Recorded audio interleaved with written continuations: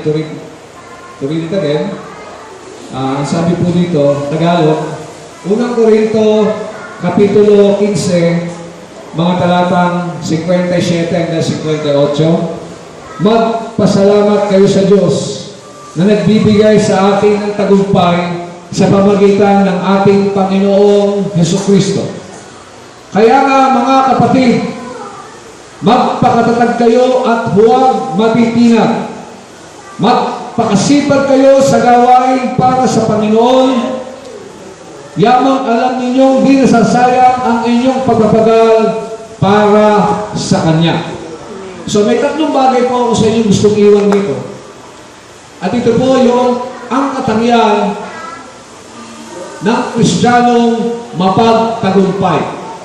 Pakiulit nga po, ang katangian ng Kristiyanong mapagtagumpay. Ilan po sa inyo ang naniniwala na siya ay mapagtagumpay? Taas ang kamay! Praise the Lord! Paling iba! Ilan po sa inyo ang naniniwala na ikaw ay pinanganak para magtagumpay, para maging leader? You are born a leader! Amen! Praise God! Purihin ang ating Panginoon! And I believe with all my heart, yun din na sinasabi ng banal na kasulatan na tayong mga anak ng Diyos ay patuloy at patuloy at patuloy at patuloy at patuloy na magtatagumpay sa pangalan ng ating Panginoon. Praise God! Hallelujah! Yun po ang sinabi ng banal na kasulatan. Bagamat malapit na sumapit po muli yung kinasasapikan na December 25, dahil sama-sama ang pamilya, may Noche Buena, meron kung ano mga inihandang pagkain na masasarap, may mga nagandang binalot na mga regalo para sa mga inaanak, para sa mga mahal sa buhay, at yung iba naman, yung mga batay tuwal-tuwa rito, dahil ito po yung pagkakataon na ang mga ninong at ninang nila na nagtatago sa loob ng mahabang panahon, yun na muli ang pagkakataon na sila ay makahingi po ng anumang aginado para sa kanilang mga ninong at ninang. Ayan. Ayan, paalala sa inyo ha. Busugin ano yung inyong ano. Kung kayo po ay yung mga libo-libo dyan, kapaltan nyo na sa mga bangko-bangko yan. Mga 50-50 mga ano. Yung mga ano tawag doon, mga malulutong, mga 20-20. Parang sa ganun naman eh. Pag may lumapit sa inyo at namasko eh. Tayo bilang Kristiyano, tayo nagagalak na magbigay. Kasi sabi sa Bible, blessed are the giver than the receiver. Amen? So, purihin ang ating Panginoon. Pero higit sa lahat, ating tinitingnan doon ang pinaka-essence o yung pinaka-meaning noong pong Christmas na sinasabi nila. Hindi po yung kapanganakan dapat ang isineselebrate doon. Ang isineselebrate doon ay yung meaning po noon na tayo ay binigyan muli. Tayo binigyan, tayo tinunghayan ng Diyos mula sa ating pagkakasala, mula sa ating pagkahulog at wala tayong katiyakan ng ating buhay. Ibinigay niya ang kanyang bugtong na anak upang magkaroon ng kaligtasan ang bawat isa sa atin. Amen? At nang dahil doon, ang sabi sa banal na kasulatan ng ating binasa, magpasalamat tayo sa Diyos. Yan po ang unang-unang katangian ng isang mapagtagumpay na Kristiyano. Ang siya ay marunong magpasalamat sa ating Panginoon. Magpapasalamat ba ako, Pastor, kung mayroong trahedyang dumaan sa buhay ko? Magpapasalamat po ba ako kung ako'y nanakawa? Magpapasalamat po ba ako kung ako'y nasunugan? Magpapasalamat po ba ako kung ako'y namatayan ng mahal sa buhay? Yan ang mga katanungan na misa'y talagang sa iba'y mahirap ipaliwanag ng lubos. Pero sa isang mananampalataya na malalim na ang kanyang ugat sa pagkakilala sa ating Panginoon, ano man ang dumating na sitwasyon ng ating buhay, dapat matuto tayong magpasalamat sa ating dakilang Diyos. Even in a little thing, kaya natin siyang pasalamatan dahil siya mismo yung pasasalamat na yan, yung attitude na yan, o yung katangian na yan, siya ang nalagay sa ating mga puso. Siya ang unang umibig sa atin, kaya tayo nagpapasalamat sa Kanya, at gayon din naman sa bawat isa sa atin. Marami ng mga pagsubok ang dumating sa bawat isa sa ating buhay. Trials sa pag-aaral, trials sa negosyo, trials sa trabaho sa bukid. Minsan, makikita mo, sasagana na ang ani, pero minsan tinamaan po ng kalamidad. Yung po mga bagay na yun ay kinakailangan po pasalamatan sa Panginoon. At sabi sa banal na kasulatan, lahat ng bagay na nangyayari sa mundong ito ay may kapahintulutan ang ating Diyos. And in everything give thanks, for this is the will of God concerning you. Magpasalamat ka sa ating Panginoon. Minsan po may mga tao, pag yan ay naabutan mo ng isang bagay, kung yan ay may attitude, may gratitude ang kanyang puso, kahit sa maliit na bagay, magpapasalamat yan kung anong tinanggap. Pero kung murmurer ang kanyang puso, sabi, ang liit naman, 100 lang, pwede naman 500 lang ibigay. Kaya dyan po, ang mga misan, mga bata, misan mismo mga ang matatanda, ay parang nagiging bata na rin. Dahil nga po, pag naabutan po, nagmumurmur ang kaisipan, dahil nakita kasi na, sabi marami, malaki ang kanyang magiging puso. Malaki ang ibabahagi sa kanya, pero nung ang tinanggap niya ay hindi ayon sa kanyang inaasahan, ay doon po, nagkakaroon mismo ng murmuring o complaining ang kanyang puso. Hello. Ang kailangan po natin, mga kapatid, ang tayo mapagpasalamat sa ating Diyos. Dahil in Thanksgiving, there is a miracle. Amen? Merong himala kung tayo marunong magpasalamat sa ating Diyos. Kung natatandaan nyo sa banal na kasulatan, ang ating Panginoon ay merong libo-libong tao ang sumusunod. Ang sabi ng mga alagad, maggagabi na, pauwiin na natin sila. Wala tayong ipapakain sa kanila. Meron ding alagad doon na mathematician siguro o accountant na kinumpyot ang magagastos na pambili upang mapakain ang mga tao. Ngunit, purihin ang ating Panginoon nung may naglapit sa Kanya ng ilang pirasong isda at saka po ng tinapay. Yun pong bata, ibig sabihin mapagbigay. Naunawaan niya at nakita niya na ang Diyos na kanyang pagbibigyan o paglalapitan ng mga maunting bagay na yon ay kayang padamiin at i-multiply yon ng ating Panginoong Jesus. At yun yung ibigay sa ating Panginoon. Siya po ang ginawa niya. Ama ko, nagpapasalamat ako sa iyo sapagkat lagi mo akong dinidinig. At pagkasabi nun, pakainin niyo ang mga tao. Libo-libong tao ang kumain, bagamat ilang piraso lamang sa natural ang inilapit sa kanya. Paano nangyari ang bagay niyon? Pwede sabihin natin, kasi Kristo. At siya ay tinutugon ng Diyos. Bakit hindi ka ba tinutugon ng Diyos? Hello? Sino po dito ang hindi tinutugon ng Diyos? Taas ang kamay. Tatas. Dahil hindi kayo naniniwala sa tanong. Tama po ba? Sino po sa inyo ang tinutugon ng Diyos kapag siya ay nanalangin? Praise the Lord! Tayo lahat, pag tayo tumawag sa ating Panginoon at tayo humingi, tao sa puso na may pasasalamat, ay tinutugon tayo ng ating Panginoon. Kaya magpasalamat siya, nag-multiply. Hello? Sino po ba dito yung mga nanay? Mga nanay?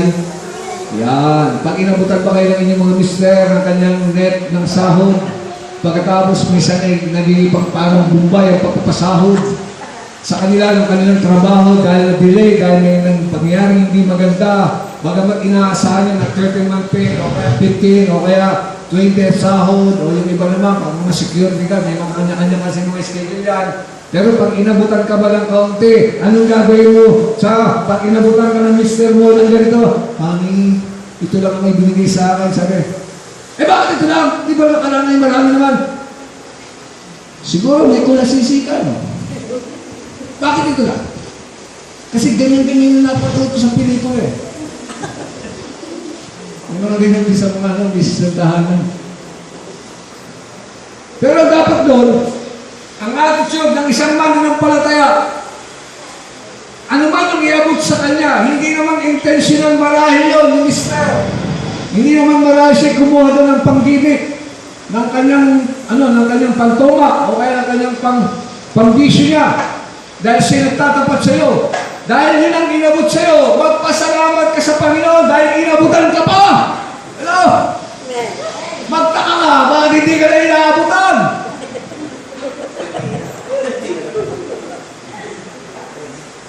Pero hindi naman dapat ay ganun nga ang iabot. Kung ano man yung alam mo na sahod ng iyong asawa, at yung mga asawa naman, maging tapat naman kayo. Iabot nyo sa inyong mga misis ang dapat nyong iabot sa kanya. Amen? Hindi may mo ba? Ganyan ang pagtatapat ng bilang mag-asawa. Amen? Na kayo ay pinag-isa ng ating Panginoon at sa pamagitan ng inyong natutunan sa salita ng Diyos. Kasabihin nyo, Amen. Ang Diyos natin ay mapaghimala. Magpasalamat tayo sa Panginoon. Bagamat na ibabayarin. Bill sa kuryente, bill sa globe, bill sa internet, pati bill ko. Kinakailangan ayusin. Kasi may mga gano'n. Mga gano'n yung mga gano'n masyadong pinoproblema. Lahat ng bill, pati yung bill, pinoproblema. Isang dapat matuto kang magpasalamat sa ating Panginoon. That is give thanks with a grateful heart. Amen po ba? Kaya tayo nagpapasalamat sa Kanya.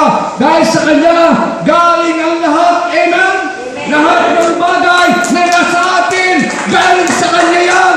Ang ating buhay, ang ating mata, ang ating puso, ang katawan natin, ang ating damit, ang ating payabak. Everything na tinatangkilig mo sa mundong ito, kapatid, hindi yan galing sa'yo. Galing yan sa Diyos na umibig sa'yo. Nasabi sa Bible, magpasalamat tayo sa katagumpayan. In other words, kaya niya sinabing magpasalamat sa katagumpayan dahil ang Diyos natin mapagtagumpay. Amen? Amen. Ang Diyos na pinaglilingkuran ko at pinaglilingkuran mo, kaibigan, ay Diyos na mapagtagumpay. Ginawa na po niyan, libo-libong taon na. At gusto niyang ipanalas palagi sa iyo ang katagumpayan niyan sa ating mga buhay. So, nasa atin lagi. In fact, yung word na yan, it was just like a command. Parang command dyan eh. Dito sa Tagalog, magpasalamat kayo. Wala naman sinabi gano'n, magpasalamat ka. Walang sinabi gano'n. Nakikiusap ako sa iyo, magpasalamat ka. Wala. Kasabi na nun, magpasalamat. Parang inuutusan, command. Sino nag-command? Yung Diyos. Nung ikaw ba'y pumasok dito, kaibigan, ano ba ang nararamdaman mo sa puso mo? Marahil may kalungkutan ka, marahil ito ay masigla, malakas, marahil ito ay punong-puno ng inspirasyon ng pagpasok mo dito. Pagkas maya-maya, nakapag-isip ka ng bagay na hindi maganda, nagdulot yun ng konting kalungkutan sa puso mo. Ano yung dapat mong pasalamatan doon? Ang sabi sa Bible, magpasalamat dahil sa katagumpayan na ipinagkakaloon niya, magpasalamat ka, bagamat may problema ka, dinala ka dito ng Diyos, at yung problema mo, lulutasin ng ating Panginoon. Amen. Hello? Amen. Yung iba po kasi pag may problema, nato na lang sa higaan, mag-i-excuse. Text pa nga, kapatid, huwag kakalimutan, opo, pastor. Pagkatapos, Dumating ang linggo, hindi dumating. Dumating ang linggo, hindi naka-attend. Tapos pag binisita, kung ano yung mga dahilan. Huwag mong hayaan, kapatid, na yung problema mo at yung suliranin ng buhay mo ang magpagupo sa iyo. Dapat maging challenge yun sa iyo at batin mo, problema, kalaki-laki mo nga, pero masigit na malaki ang aking Diyos. Amen. Hallelujah. Kaya sabi ko, magpasalamat sa Diyos dahil sa katagumpayan na ipinagkakaloon niya sa atin sa pamagitan ninyo, ni Kristo Jesus. Hindi sa pamamagitan ng talino at lakas mo at ng sigla mo. Hindi dahil sa iyong educational attainment, bagkus ito ay sa ating Panginoon nang gagaling ang lahat. Siya mismo ang nagbibigay ng kalakasan at sigla sa bawat isa sa atin. Kaya doon, may awit tayo. Di ba may awit doon sa umaga? Pagising sa umaga, aalala ka, nasasabik ang puso ko, na makapiling ka, umaawit, sumasamba, nagpupuri sa'yo. Kaya pag-isip ko sa umaga, Lord, salamat, thank you, Lord, salamat, Panginoon. Binuhay mo pa ako. It is a blessing from God. Kasi yung iba, akala nila, yung blessing, dapat talbong bulsa mo, mayroong mga ubi-ubi na mga may mga dolyar na dolyars, may mga Europe na mga may mga Canadian dollar. Akala nila yun ang blessing. That is material blessing. But yung mayroong kapayapaan sa puso mo, matutulog ka. Hindi ka ba nagtataka na sa iyong pagtulog kahit ay kayo naghihilik? Di ba? Biyaya pa rin ng Panginoon na nakakapaghilik ka. Yung iba pa may natutulog, hindi na nga nanigising. Hello? Bisa nga doon ako sa isang kami sa isang conference. Kwarto ng mga lalaki. Abay, tulugan na talaga. Bisa napaka ano pala doon? Pagalingan sila ng music eh. Yung mga natutulog din sa kabilang side. Dito, pagalingan din sila ng mga music. Humihilig. Nag-i-snore sa gabi. Pagalingan sila. Maganda ng mga songs nila. Maganda sila. May mga ganun pala ng mga pag-ihilik eh. Kala ko yung nagbumustra ng kanyang nararamdaman eh. Ito yung gano'n.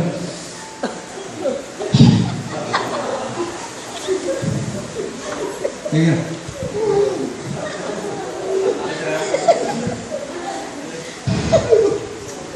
Hindi lang pag-ihilik. Kasi tingnan ito mga anak ng Diyos. Na ganun pakinggan ka ng mga pag-ihilik. Pero po rin ng Panginoon. God is good all the time. Amen. Napakabuti ng Diyos, kapatid. Kaya pag yan, tinignan mo, kahit sa maliit lang na bagay, pag tinignan mo nga yung sarili mo, blessing na ng ating Panginoon yan eh. Na ikaw ay iningatan ng Panginoon, nakakagalaw ng normal ang katawan mo, yung iba nga naka-handicap na, yung iba naka-wheelchair, yung iba naka-bedridden, gusto-gusto ng ginagawa mo, nagpupuri sa Panginoon, yung iba naman, binigyan na nga ng kamay ng ating Panginoon, hindi man lang makapalakpak sa Diyos. Hello? Binigyan na ng kamay ng Panginoon, hindi pa makapalakpak. Kasi bigat na bigat. Parang may kilit dito, may kilit power ka ba? Hello? Parang matatanda dito yung katatawanan na itinutulong. Binigyan ka naman ng kamay ng Panginoon para palakpakan siya, purihin siya. Hindi gawin mo na dahil ito na yung pagkakataon mo. Naibigay mo pinakamataas na papuri at pagsamba sa ating Panginoon. Amen? Amen. So, puri ng Panginoon, in thanksgiving, there is always a miracle. Amen. Tandaan natin ang ating Panginoon at pasalamat siya. Libo-libo ang napakain. Bukod pa yung bata. Diba? Bukod pa yung babae. 5,000. At ilan libo, puro lalaki pangalan ang kinawag doon eh. Yung mga men, yung mga leaders ng pamilya. Pero yung babae, tsaka yung bata wala pa rin. Pero pinakain sila lahat. Dahil yan ay biyaya at habag ng Panginoon sa bawat isa natin. So, puri ng Panginoon. Naniniwala po ba kayo?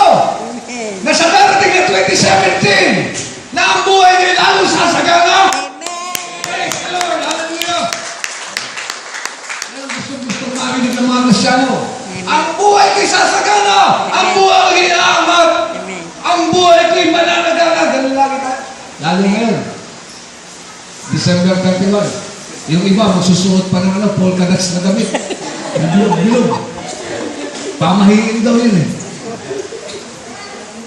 Hindi doon nakabase ang blessing ng ating Panginoon. Hindi doon nakabase ang ating pananampalataya. Nakabase ang ating pananampalataya sa magasaganang habag ng ating Diyos at sa Kanyang salita. Amen? Amen. Glory to God. Ikalawa, na punto po rito na sinabi ni Apostol Pablo.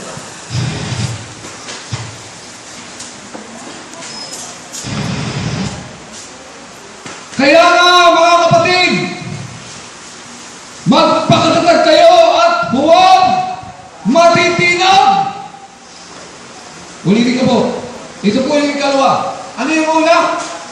Magpasalamat. Magpasalamat sa Diyos. Yun yung isang katangian ng mapagtagumpay na mananampalataya. Pag sinabi mo mapagtagumpay ka, ibig sabihin ang iyong bibig ay patuloy na magsasalita ng pasasalamat sa ating Diyos. Amen? Amen. Misa kasi may mga Kristiyano pong ganito. Kapatid, kumusta ka na? Eto, mabuti lang. Tulad ng dati. Tulad ng dati. Ano ka tulad natin? Maraming problema kapatid. Yung mga Kristiyano pong ganyan. Ganyan ang attitude. O misa naman, pag pulong-pulo na pagkakala, praise the Lord! Hallelujah! Dami kong kayamanan! Pero ang kanyang laman ng bulsa ay sigay na lang. Yung kumakalansing. Pag humugot medyo kumakalansing pa. Pagkatapos pag maglalagay sa offering box, nahihiyang ibigay. Ibig sabihin, ang puso niya ay hindi ganun ka-grateful. So, alam mo Diyos, salamat sa Panginoon. Praise God. Ano man yung laman ng bulsa natin, pasalamat tayo sa ating Panginoon. Dahil ang kasagutan sa kawalan ay magkakaroon. Amen? Yan po yan. Pag sinabi mo, wala, ay di meron. Yun naman ang ano nun opposite nun Tama po ba? Sino na po ba sa inyo mga may pang-witchibay na taas ang naman? Meron na. Kung wala kayo, lumapit kayo kay Pastor Dexter kaya kay Pastor Abibi.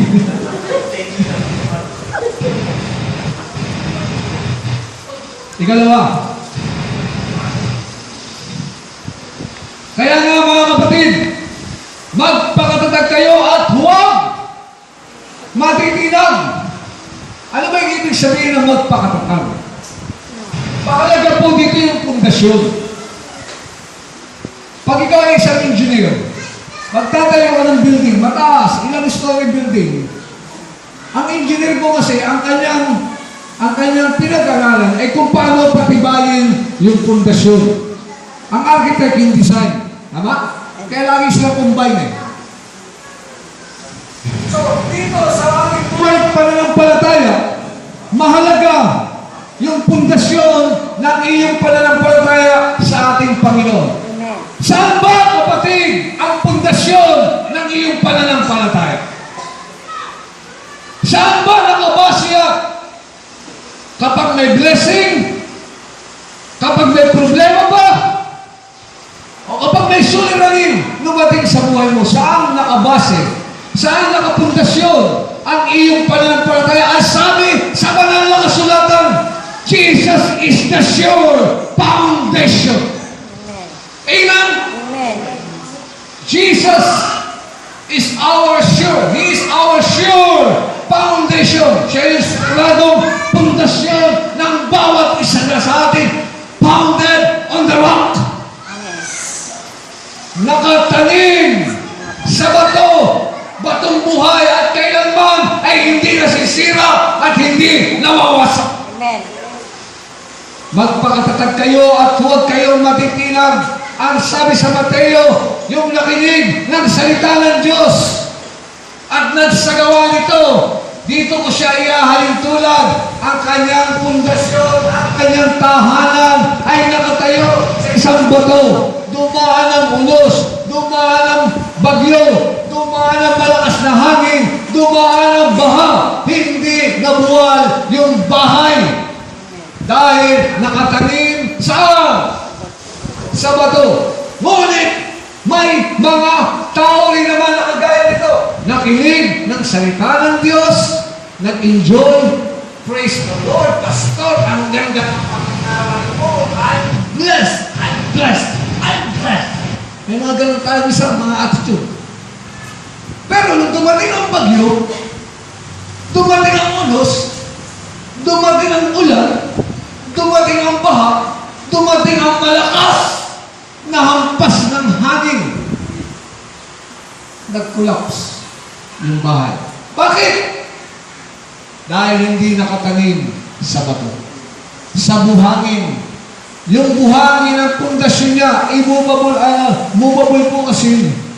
Yun po ay pagalaw-galaw. Walang katiyakan pagbuhangin. Tama po ba? Naalala ko doon sa Carmen. Diba, yung Carmen River. Magwa-water baptism, may kasama akong Amerikano. Katapos, ay si Bishop Martin, namin na sa tubig. Ako naman, lakad ng lakad kasi confident naman ako kasi yung tubig hanggang dito lang eh. Hanggang sa, wala pa sa bubong-bubong. Nung paglalakad ko, yung kabila ko, nahulog. Eh, pares na naman, tapos na, nalubog ako. Tapos biglang kinapitan ng biglang tumigas. Sabi ko, patay, nakakamuli ako. Pero sabi niya, pare, ka na dito. Hindi, na-stack up ako dito, hindi ako makagat eh. Ganun pala yun. Pero makikita mo talaga, bagang medyo parang tumigas doon sa ilalim. Pero mabuhay, madali mo siya kalasin eh. Sa unti-unti ako nakalis ko doon. Nakaganon na ka. Ganun ang buhangin. Tumigan. Ilang beses mo bang tinitingnan ang iyong sarili kung saan ba patong ang iyong pananampalataya? Saan ba nakapundasyon? Sa bato ba o sa buhangin? Kunting problema lang, nawawala sa church. Kaya kung may problema, hindi sasamba ng linggo. Pag nagtagumpay yung nakaraan, aatin ng nakaraan linggo. Misa sa loob ng sa loob ng isang 3 buwan lang, nakakadalo sa loob ng iglesia. Walang perfect attendance. Hello? Misa sa loob ng isang linggo. 4 times ang panambahan, minsan inabot 5 times. 4 na beses absent. Yung isang linggo lang nakakapasok sa bahay-sambahan. Anong dahilan? Ilang linggo lang naman sa loob ng isang taon, yung ba ipagpapaliban mo pa? Hello? Todos perfecto ka sa mga pinupunta mo. Gathering, happening, outing, kainan, chibugan, pasyalan, hiking, ziplining, lahat na. Panunood ng concert, ni Beyonce, present, kahit linggo na doon, pero pag Sunday, ilan lang naman linggo ang loob ng isang taon. Pag kayo tinanong ko, malamang, wala sa inyong mga kasagot na nakaperfecto ng Sunday ng sa loob ng isang taon. Hello? Bilang mananampalataya, obligasyon natin ang huwag kakalimutan ang araw ng panambahan sa ating Diyos. Lahat ay magsabi ng Amen!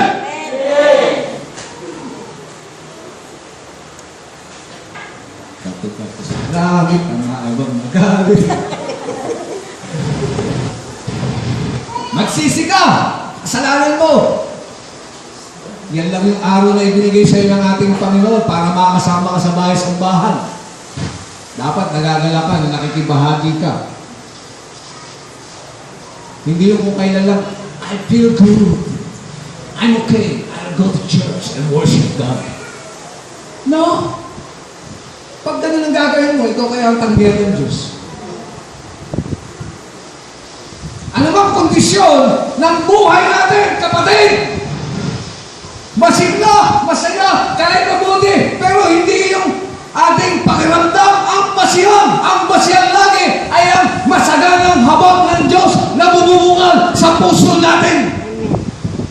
Yun ang nagpapatatag sa bawat isa sa atin. At Pag sinabi huwag kang matitinag, kahit na anong shaking na ginagawa, like this, kahit na anong shaking, hindi ka nawawala. Bakit? Makatagang pundasyon eh. Eh kung madali kang bunutin, sabihin ng barkada mo, atin ka ng Sunday, alam mo naman, meron tayong reunion, batchmate. Hello? Hindi sana lang tayo nagkita-kita. Ito naman eh, lagi naman ito natin sa bahay sa bahay. Kami ba na may pahihindihan mo? Hello? Ano sabihin mo? Gusto ko kasi lang iwin sa Panginoon. Gusto mong iwin sa Panginoon, eh, na nag-iinuman, nakakasama ka. Nag-iinuman na ng ano, nagkakaroon ng enjoy ng ano. Napainom na ng konti, isang ano na naman, nakakasama ka na. Pero gusto mo silang iwin sa Panginoon. Masyadong mabuhay, pag ano ng pananampalataya natin. Hindi yun ang inaasahan ng Diyos. Ang tinitingnan dito ng ating Panginoon at kanyang lagi niya sinasabi sa bawat sa atin, ang tayo ay magpakatatag at huwag tayong matitinag. Pag sinabi, kahit na anong tungkol sa'yo, kahit na yung kasiglahan mo, yung momentum ng paglilingkod mo sa Panginoon, pagkas may problemang dumating, sabihin natin at parang medyo natigilan ka ng kaunti. Wala namang masama doon eh, dahil ikaw ay nag-isip-isip. Ginather mo muli ang iyong strength. Ginather mo lahat ng ounce mo, lahat ng little strength na nagaling sa iyo para ikaw ay muling tumayo sa iyong pananampalataya. Yun ang tinitingnan lagi ng Panginoon dito. But, alam niyo po ba, maraming mga mananampalataya ngayon, ang tagal na naglingkod sa Panginoon, but some of them are falling away. Lumayo na sila sa ating Panginoon. Na-convert sila ng mundo. We are translated from darkness to light. Hello? Ang mga anak ng Diyos, mga genuine. Kaya ko sinasabing genuine. Meron kasi mga professing na mga mananampalataya.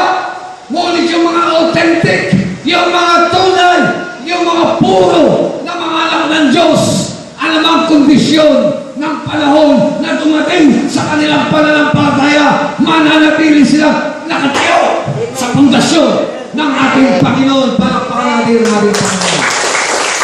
Hallelujah! Praise God. May isang oras pa ako. Isang oras pa.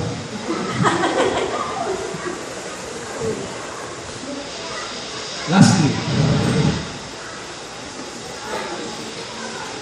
magpakasipag kayo sa gawain para sa Panginoon. Yamang alam ninyong di nasasayang ang inyong pagpapagal para sa Kanya. Ano yung una? Magpasalamat sa Diyos. Ang ikalawa, magpakatatag at huwag matitinag. Ang ikatatlo, huling-huli, magpakasipag, magpasalamat, magpakatatag, magpakatatag, and then magpakasipag. Bakit sinabi rito, magpakasipag kayo? Bakit may tamad ba ang Kristiyano? Meron ba? Meron ba ang Kristiyano kukupad-kupad at tatamad-tamad? Meron naman talaga. Hindi natin pwedeng i-deny. Kaya nga may salita ng Diyos para bombahin yung iyong isip at puso. Ilagay mo ito sa sentro ng kalooban ng Diyos. Ang buhay mo ay kinakailangan nasa sentro ng kalooban ng ating Panginoon. Hindi yung gusto mo, hindi yung amway, hindi yung cosplay. It must be Jesus' way. Amen? Magpakasipag kayo. Kanina, pagtawag dito ni Bishop Martin, nakausap si Pastora. 6:30 yata ako yun. Alam ko si Pastora naglilinis lang dito, nakaisa eh. Hello? Ha? Tama? Nasa ba yung mga worker ng church? Bakit hindi ba kayo makatulong sa paglilinis ng iglesia ng ating Panginoon? Bakit para lagi gusto nyo yung pastoran nyo ang tagalinis? Bakit gusto nyo yung pastoran nyo lagi ang piyaan ng ating Panginoon? What about the other workers? Hello? I might be speaking to you, maybe the word is too harsh on that thing say, but this is reality! Huwag niyong iasa sa pastor ang pagtatrabaho sa loob ng iglesia sa lahat. Tulong-tulong, tuwang-tuwang! Pagkakaisa sa gawain ng ating Panginoon. Kanina sumundo saan si Sir, yung asawa ni Ma'am. Nagpakilala siya pala yung asawa ni Ma'am. Kasi Sir, nung unang punta ko dito, hindi ba kayo natin?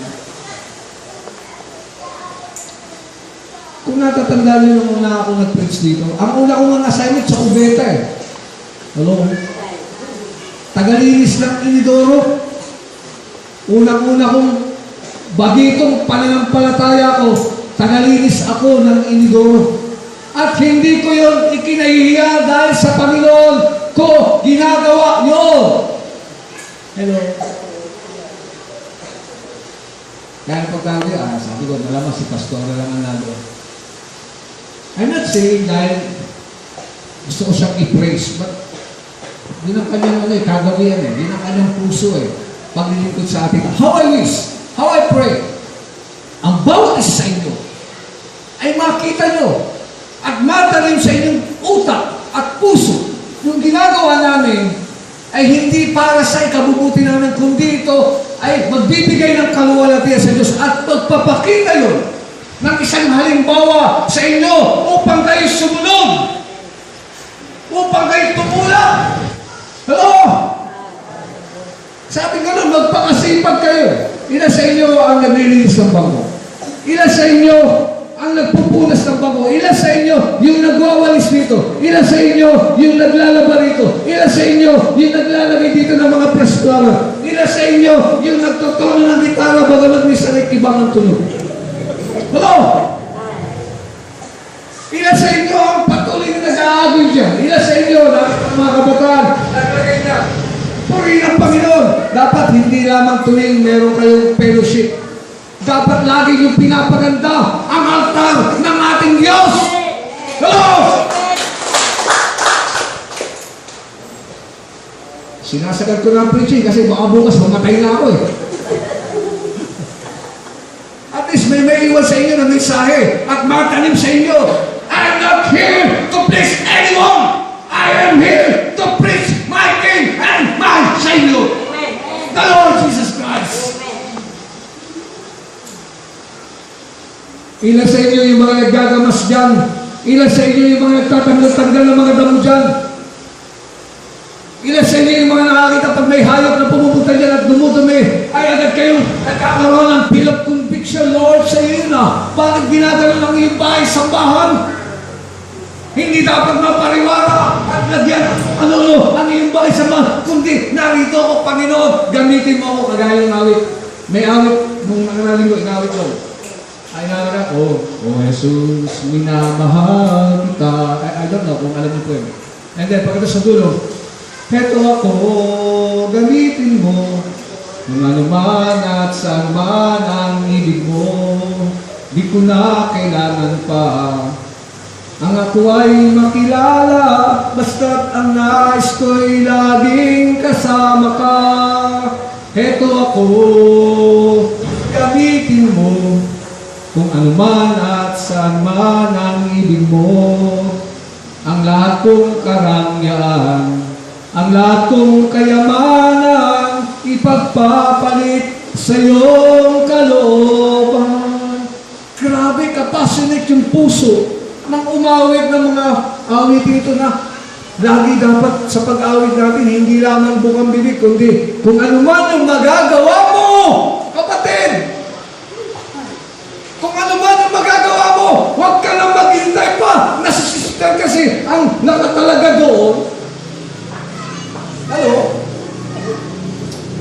Okay po ba kayo sa akin?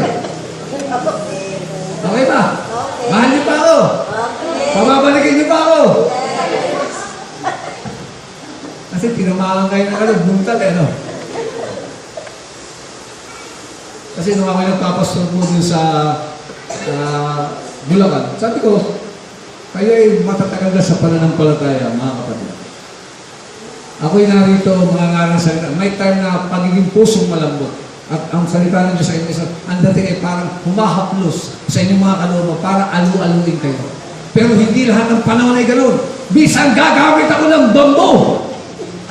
Kinakailang misang bambuhin ang mga utak at puso ng mga mananampalataya upang mabuksan ang kaalagaan ng salita ng Diyos.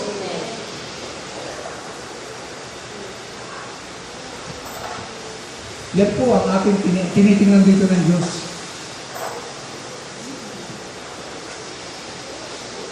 Hindi ng ating Panginoon. Sabi, magpakasipag kayo hanggat may buhay na natitira pa sa inyo.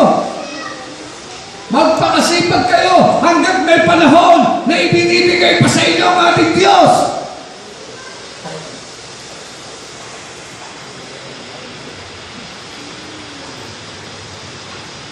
Yun po tayo dapat.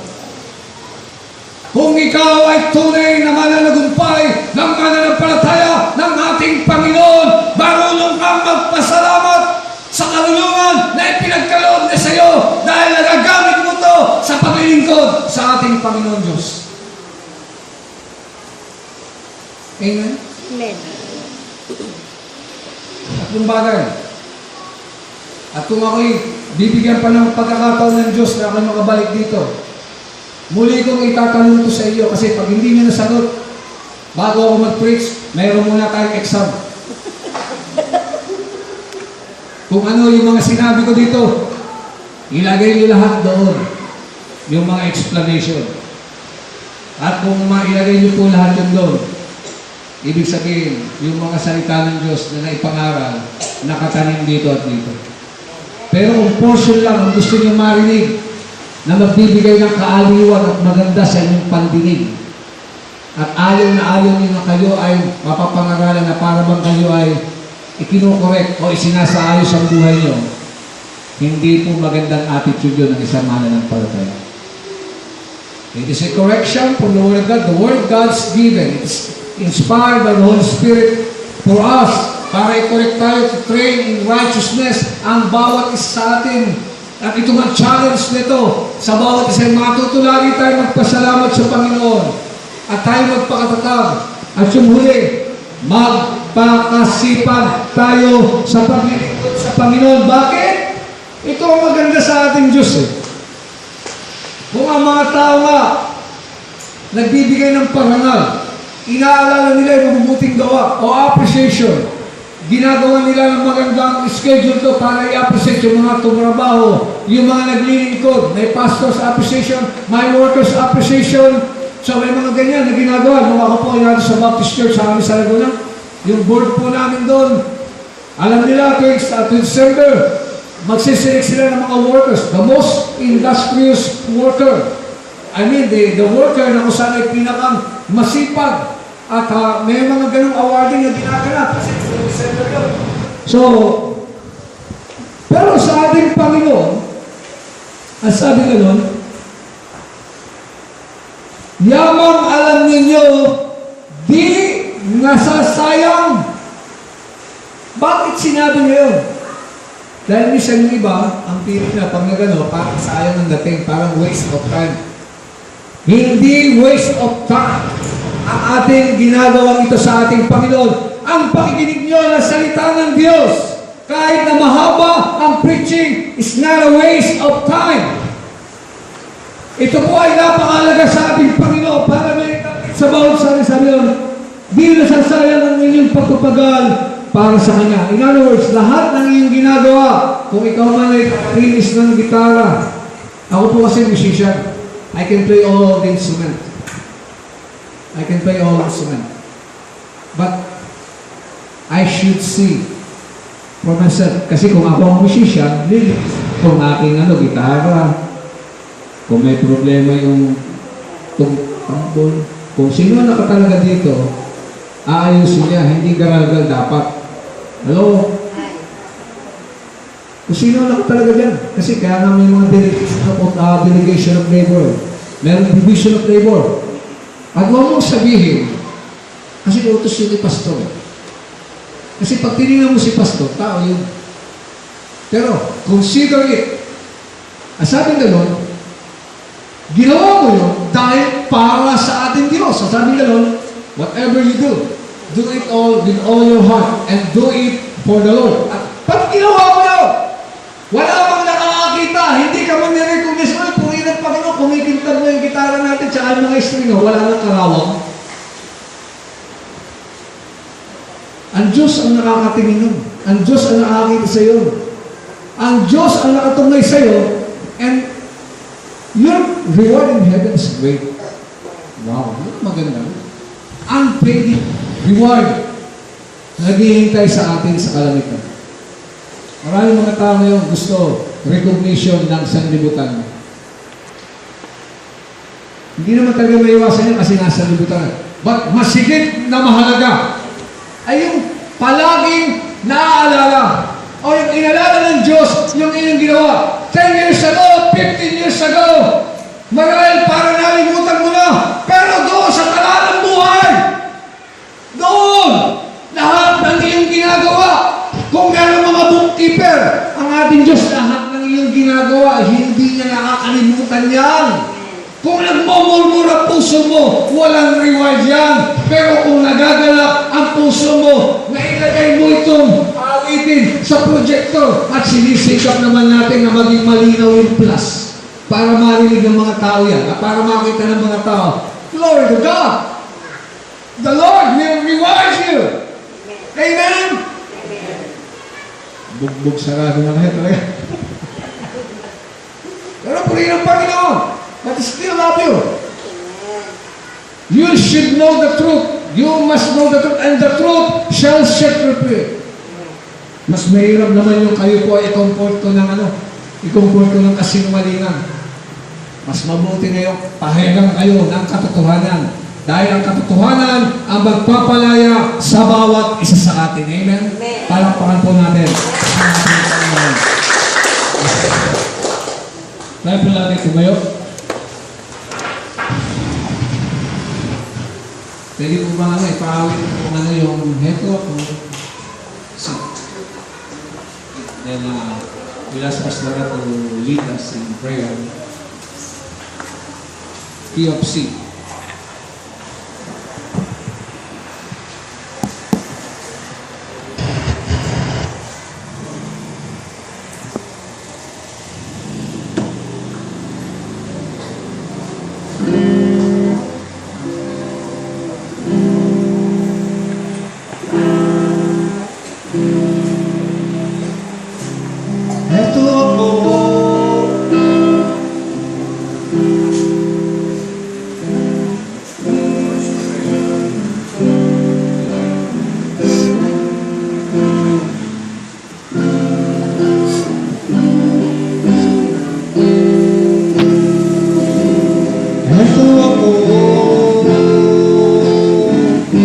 Gamitin mo kung ano man at saan man ang ibig mo. Di ko na kailangan pa ang ako ay makilala, basta't ang nais ko'y laging kasama ka. Ito ako, gamitin mo kung ano man at saan man ang ibig mo. Ang lahat kong karangyaan, ang lahat kong kayamanan, ipagpapalit sa'yo kalooban. Ito ako, gamitin mo kung ano man at saan man ang ibig mo. Di ko na kailangan pa ang ako ay makilala, basta't ang nais ko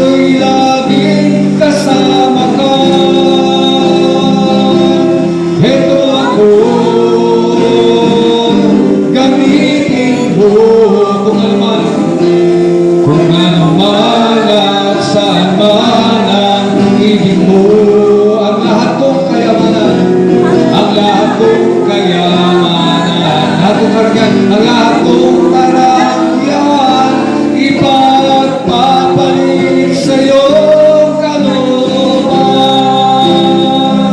ipagpapalit sa iyong kalooban. Palakpakan po natin ang ating Panginoon. Hallelujah, Lord. Hallelujah, Jesus. Praise God, Lord. Salamat po sa iyong mga salita na aming napakinggan. Ito ay magsilbing kalakasan, inspirasyon ng aming buhay. At patuloy kami magpapasalamat sa iyo dahil ikaw ang nagbibigay ng kalakasan sa bawat sa amin. At kami patuloy na magpapakatatag at hindi kami matitinag kahit may bagyo at unos na dumating sa aming buhay. At kami, O Diyos, ay patuloy na magpapakasipag sa paglilingkod sa iyo dahil lahat ng aming ginagawa ay hindi nasasayang at ito ay mayroong nakandang reward dyan sa kalangitan. Salamat po sa buhay ng mga kapatiran namin na nakinig. Salamat po, Diyos, ang puso ngayon natutuwa dahil ito po ay nagsisilbing kalakasan. Ito ay challenge sa bawat sa amin na lalo pa namin i-improve ang paglilingkod sa iyo, Panginoon. At ang lahat ng papuri at pagsamba ay maingat namin ibinabalik sa nag-iisang Diyos na buhay na aming tagapagligtas, ang aming Panginoong Jesus, at lahat tayo magsabi ng Amen, Amen. Palakpakan po natin.